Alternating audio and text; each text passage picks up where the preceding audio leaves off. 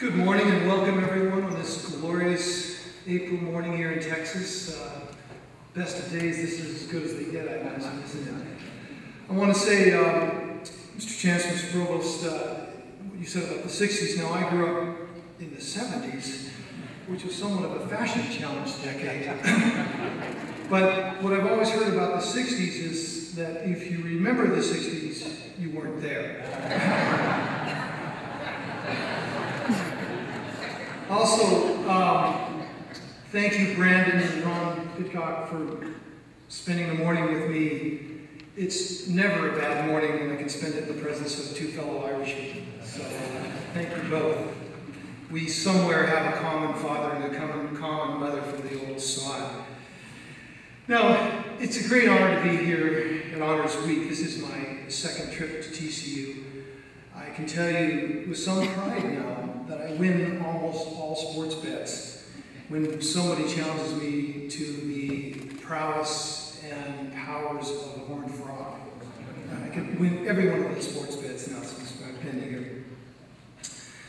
I was looking around listening to this extraordinary music, and I hope my words can come close to this music. You know, music is the best that the soul and hands and heart can give us, and words sometimes try to match the music. But I was looking around at the stage here, this hardwood, and looking at the marks on it, and a simple thought came to mind. We come to these stages to tell stories. And I'm going to tell a couple of quick stories today about our country, about how we got here, and why we're here, and our shared narrative, what binds us together, what keeps us going forward.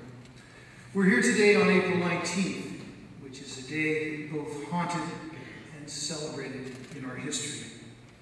It's a day, as my son, my college-age son, informed me when I told him I was speaking about April 19th. He said, "You know, Dad, that was the very first episode of The Simpsons." So I didn't know, but I looked it up and it's true. That's not why we're here. We're here to talk about a couple of themes that run through our country and a couple of themes that inform our national character. Now, I'm sort of an accidental historian. It did take me, I feel pained to confess, 7 years to get out of college. But I changed a major, and there was a girl involved and a few other things. So I'm not exactly the most scholarly of gentlemen. I'm an accidental historian. I've always loved history, particularly Western history. As a kid, I loved the Alamo story. Couldn't get enough of it. I loved stories about the American Revolution. I loved stories about World War II. I've read a million books about all of these things. I just soaked myself in this history. And then, after college, when I became a journalist and a storyteller, traveling around with my notebook, I learned about a different kind of history. I started to see our country in broader strokes. I started to see bigger themes. I started to talk to people and hear stories from folks that weren't always famous. Most of them were not famous. Some of them were on the margins of history. Some of them had lived through a history, had been living beside it, but had done extraordinary things in their own lives. So I consider myself a storyteller more than a historian. And I've concluded that nations, like families, need shared stories. We need shared purpose. You know, the poet says, you can't know who you are if you don't know where you are. And people will say, well, we're in red states and we're in blue states. And I think that does such a disservice to this country. Red states, blue states, purple states, that's not who we are. Those are temporary things. Those are defining things for elections, but they don't go to our shared stories. They don't go to our narrative that we tell our kids and that our grandparents pass on to us. You know, I spent a lot of time in Texas, even though I'm a Pacific Northwesterner. I even got used to the humidity, learning to sweat through 2 shirts before noon. I used to do 3. And I spent a lot of time in West Texas, the Panhandle, not in Lubbock and Amarillo, as I was told it's pronounced, but Dalhart and Dimmitt and Texline and Buffalo Springs. Hard, little dusty towns, mostly full of old folks living out their days. I was trying to pry a story from these wonderful folks. I was trying to pry a story from the dirty 30s, from the Dust Bowl.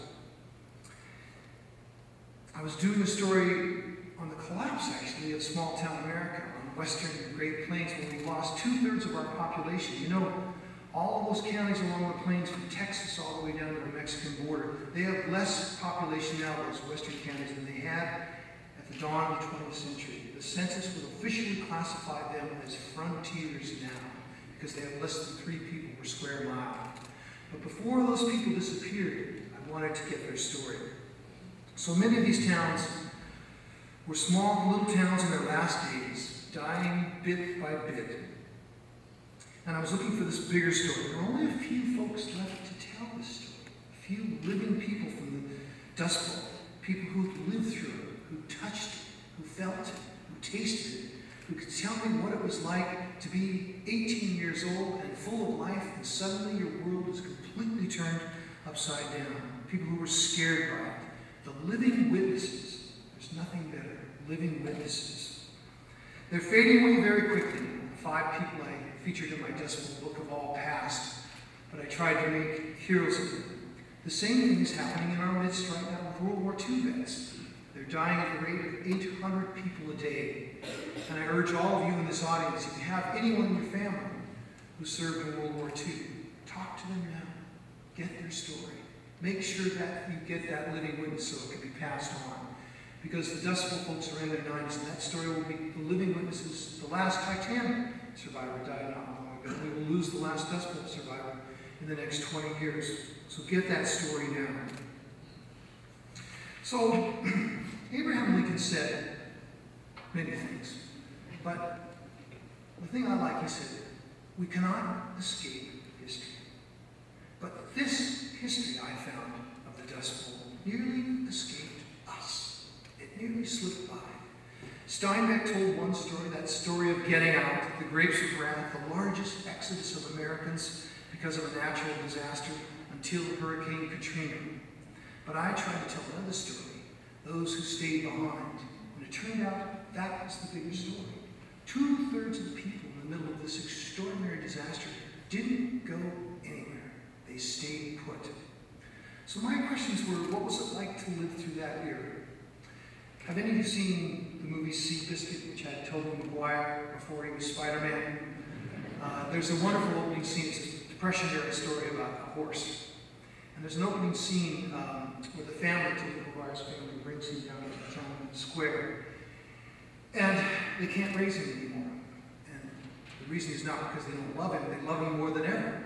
But the family's bust. They're broke. They don't know if they can feed him. They don't know if they can provide clothes and shoes and put him in school. And you look at that thing and you say, how in the United States of America could people actually have to give up their kids? Well, I heard that story probably a dozen times from the survivors of the Dust Bowl. A time when people actually had to give up their kids. They didn't feel they would have the money, the food, the clothes to raise them so they'd bring them down. All of this made me realize, by comparison, not just the obvious, which is how damn resilient they were, but how extraordinary our times are, how easy we have it, even in this ending of this Great Recession, by comparison.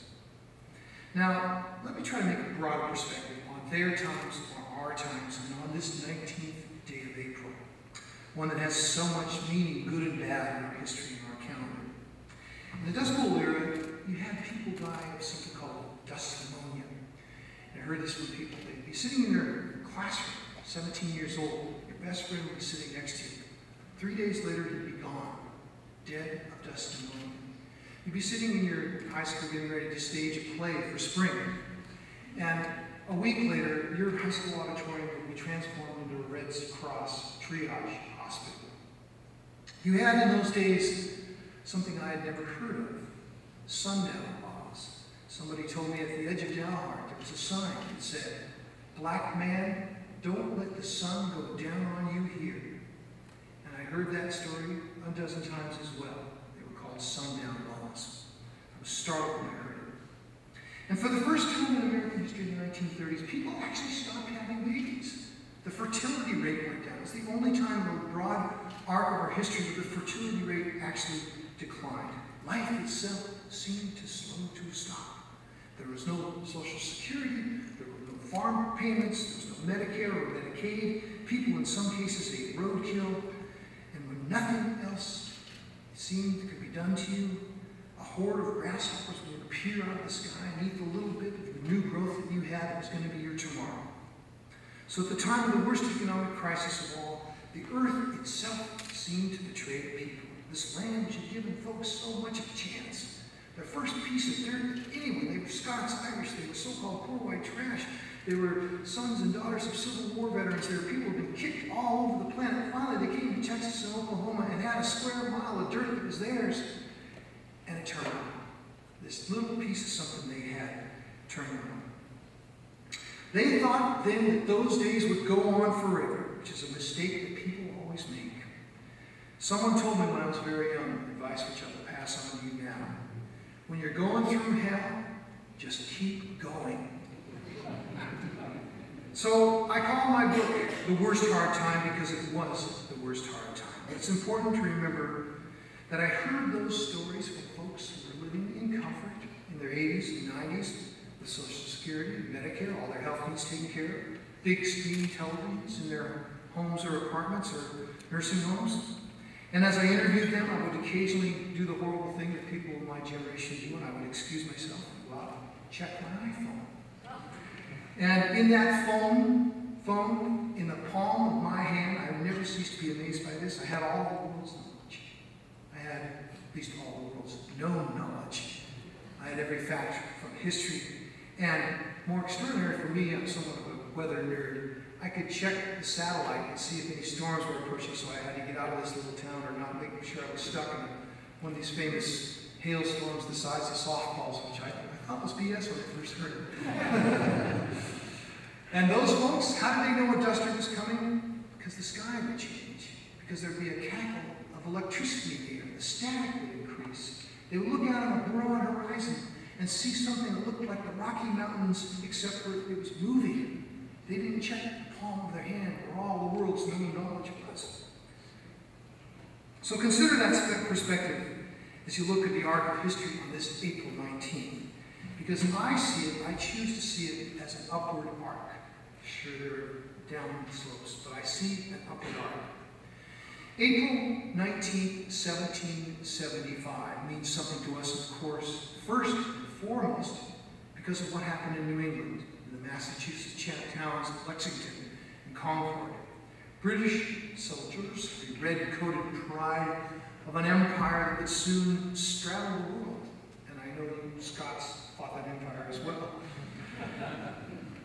Exchanged fire with a motley band of colonists signaling an uprising against the mighty King George III. Consider the audacity. These colonists, the ones who stuck their necks out, were told that those very necks would soon have a noose around them, that they would all be hung for treason. And should they rally the other colonies to their cause, to take on the mighty, invincible, all-powerful British Empire? What were they up against? Well, remember this always amazes me. In all the 13 colonies in 1776, the dawn of the United States, guess how many people lived in the fledgling United States? 2.5 million people. The Dallas-Fort Worth metro area, I think, has 6.5 million people. So you had 2.5 million people who were going to take on the world's most powerful empire. Actually, far less than 2.5. Since you know in this country only half the people vote. At the time of the Revolution, not even half fought the Revolution. That is, not even half signed up for it. A small fraction of that actually took up arms. But barely half were loyal to the new United States. The others were loyal to the British. So they were going to take on this empire and do it on behalf of these Enlightenment age ideals that all men are created equal, freedom, ideas like free speech, religious liberty, ideas that were just then kicking around and starting to take fruit. And another idea, this to me is the most extraordinary one as an Irishman. No monarchy. That the people who would rule us would not rule us because of the simple act of birth. That's all you had to do to rule one of the old countries of Europe. Be born to the right family. So this was what the Revolution was about. They prevailed, you know, and wrote this extraordinary document, our blueprint for our stories, the Constitution. But that Constitution left some people out.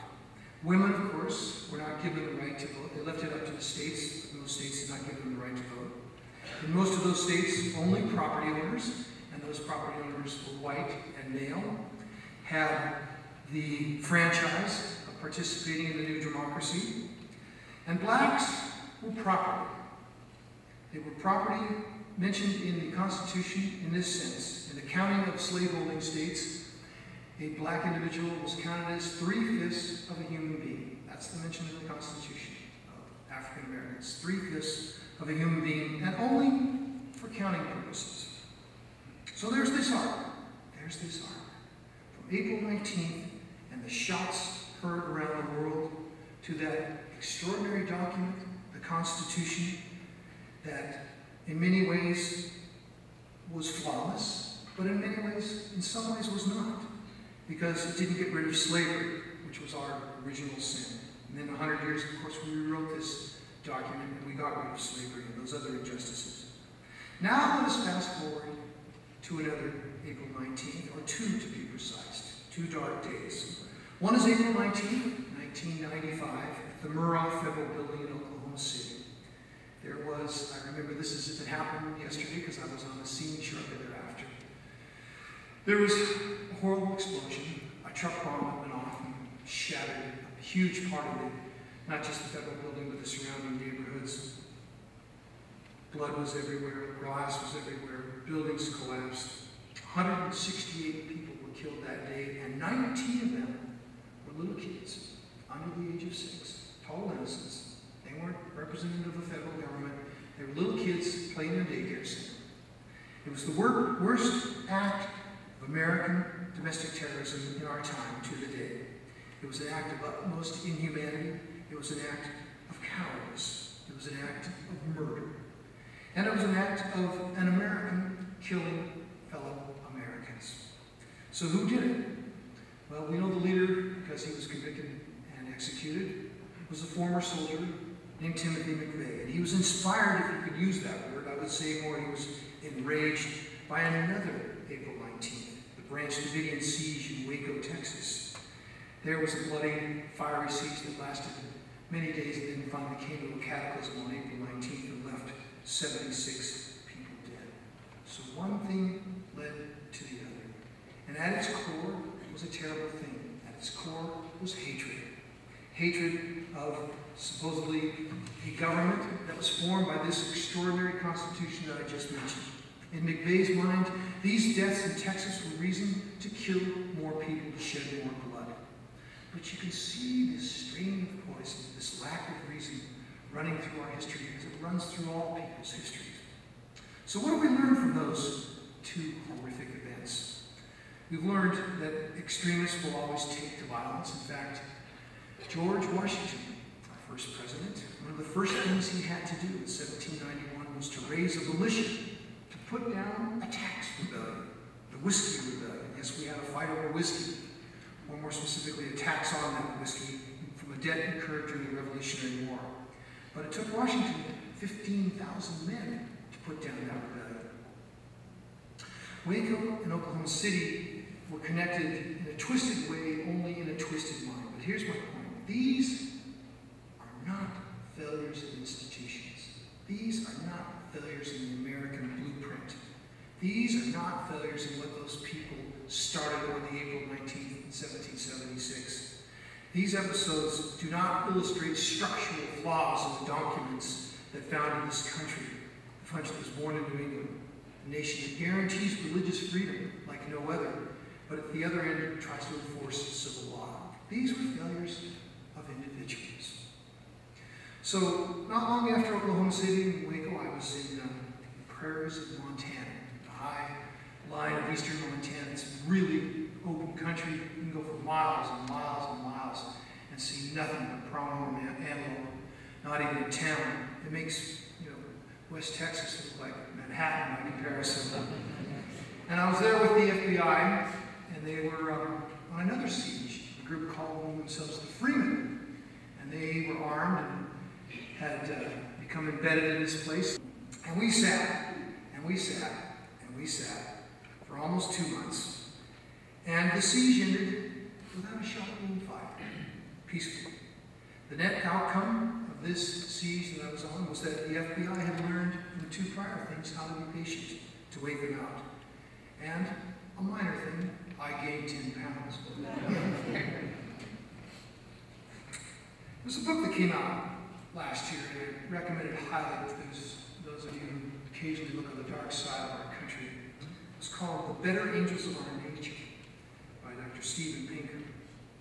He said, and he documented, that the world now is less violent than it has ever been in global history.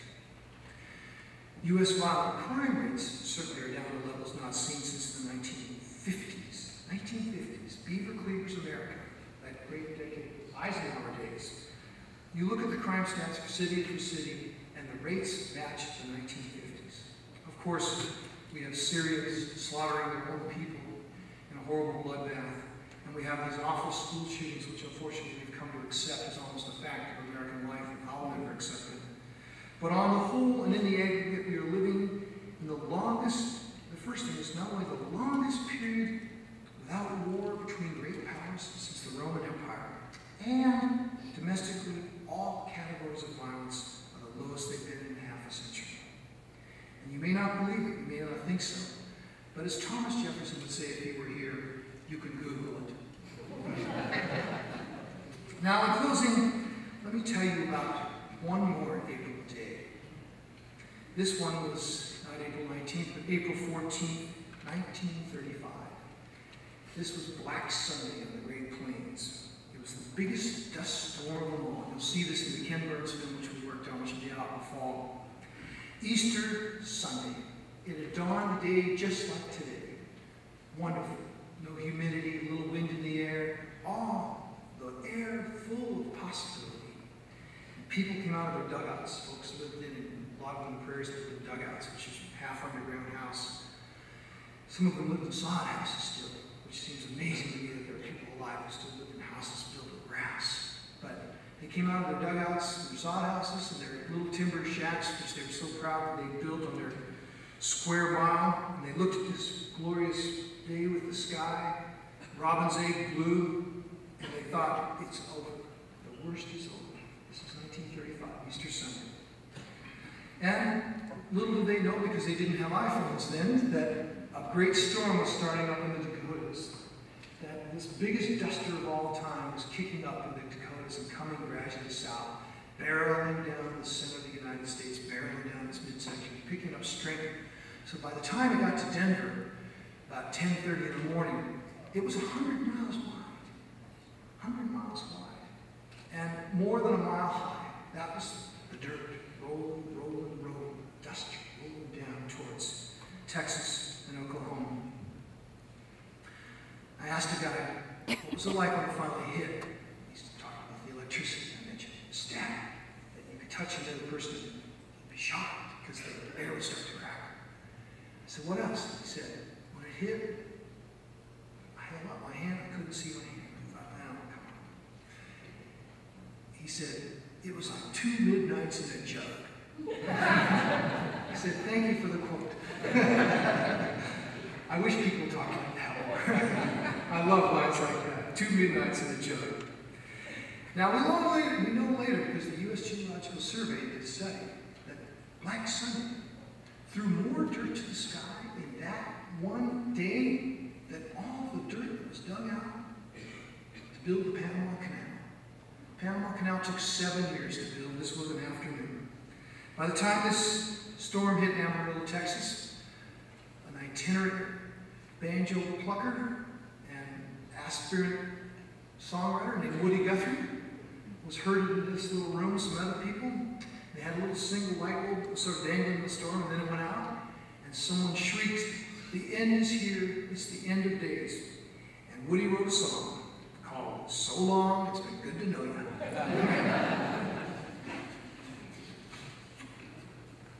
Those people who told me what it was like on Black Sunday, which ended up blowing all the way to Washington, D.C., went down to the Gulf and moved east so that President Roosevelt could go like this and find some Texas dirt on the Oval Office desk. People who told me what it was like on Black Sunday, they were people like my grandmother, who died not long ago at the age of 98. Think of what they lived through, almost half of American history. They lived through Prohibition, which was an experiment that failed. They lived through the Great Depression, where 25% of the United States was out of work. They fought and won World War II against the most evil threat the world had ever seen. Boys, 18, 19, 20 years old, barely out of high school, did extraordinary feats. I have an uncle who actually flew fighter planes from London and 50 missions over Germany. He was 21 years old. He said some days only a third of the people would come back. Think of what they went through. The Cold War.